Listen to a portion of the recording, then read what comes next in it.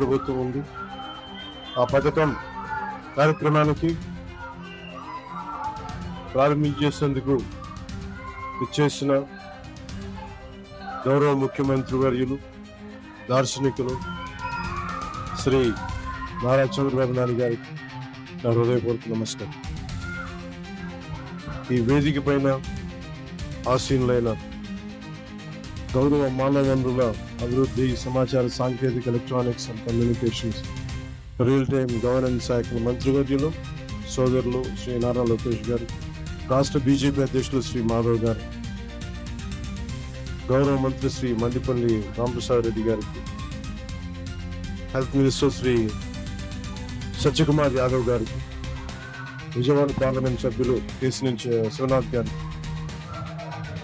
గౌరవ విజయవాడ సెంట్రల్ శాసనసభ్యులు బోండా ఉమా గారికి, ఈ పథకాన్ని రాష్ట్ర ప్రభుత్వం ఉన్నతాధికారులు శ్రీ ఎంటి కృష్ణబాబు గారికి, శ్రీ మనీష్ కుమార్ సిన్హా గారికి, లక్ష్మీషా గారికి, కలెక్టర్ వారందరికీ నా హృదయపూర్వక నమస్కారం. ఇతర ఉన్నతాధికారులకి అందరికీ కూడా హృదయపూర్వక నమస్కారం.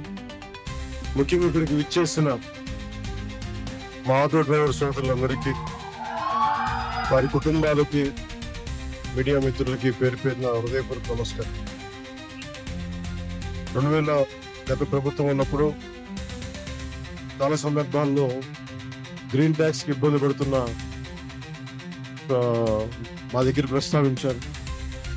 దానిని సంవత్సరంన్నర లోపే ఆ సమస్యను అడ్రస్ చేయడం జరిగింది. అలాగే గత ప్రభుత్వం మనకి మనీ ఇచ్చిన కానీ రోడ్లు పూడ్చలేకపోవటం, మరింత రిపేర్లు రావటం, ఇవన్నీ చాలా సందర్భాల్లో మాట్లాడారు.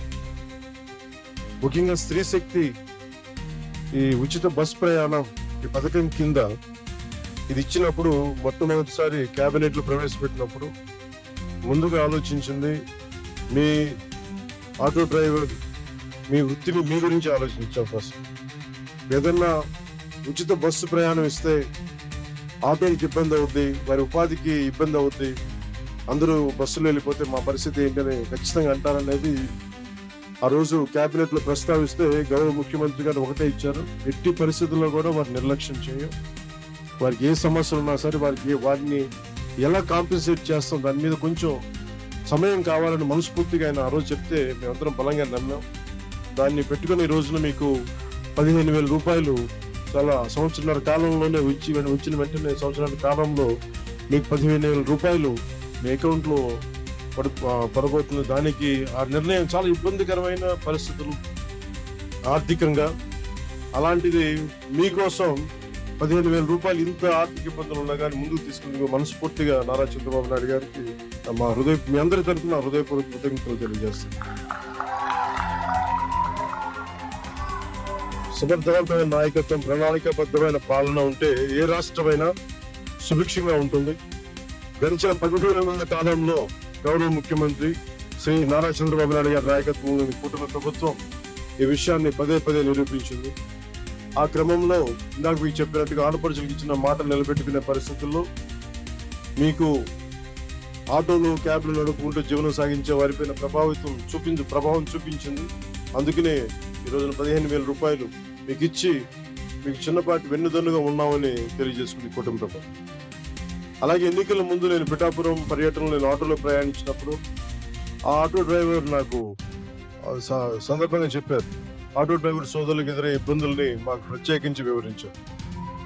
అలాగే ఈ రోజున ఆటో డ్రైవర్ సేవలు కార్యక్రమం ద్వారా స్త్రీ శక్తి పథకం మీకు జరుగుతున్న నష్టాన్ని భర్తీ చేసే ప్రయత్నం చేస్తూ అర్హులైన ప్రతి ఆటో డ్రైవర్ కి ఈ రోజున 15,000 జమ చేస్తూ దాదాపు 3 లక్షల ఇంకా సరిగ్గా చెప్పాలి 2,90,000 మందికి ఈ ఆటో డ్రైవర్ సేవల పథకం ద్వారా లబ్ధి చేకూరుండగా మీ అందరి కోసం ప్రభుత్వం ఆర్థిక ఇబ్బందులు ఉండి 436 కోట్ల భారాన్ని ఈ రోజున రాష్ట్ర ప్రభుత్వం చాలా ఆనందంగా మోస్తుంది. అంటే మీకు ఈ చిన్నపాటి ఊతం ఇవ్వగలిగితే అది భారం అయినప్పటికీ కూడా మీకు ఆనందంగా మోస్తుంది ఈ ప్రభుత్వం.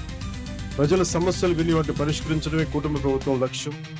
ఇచ్చిన మాట నిలబెట్టుకుంటూ వాగ్దానాలను కార్యరూపం దాల్చుతూ ముందుకు సాగుతా ఉన్నాం.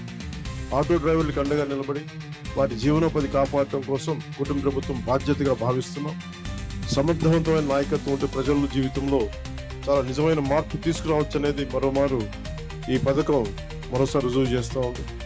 అలాగే మీకు ఇంత కష్టాల్లో కూడా మాకు సహకారం అందిస్తున్న గౌరవ ప్రధాని శ్రీ నరేంద్ర మోదీ గారికి మనస్ఫూర్తిగా ధన్యవాదాలు తెలియజేసుకుంటూ, ముఖ్యమంత్రి శ్రీ చంద్రబాబు నాయుడు గారి నాయకత్వం భవిష్యత్తులో మీకు ముఖ్యంగా ప్రజలతో పాటు మీకు ప్రత్యేకించి ఆటో నడుపుతున్న సోదరుల కుటుంబాలకి మీ అందరికీ కూడా మేము అండగా ఉంటామని తెలియజేసుకుని సెలవు ఇస్తాను. జై హింద్.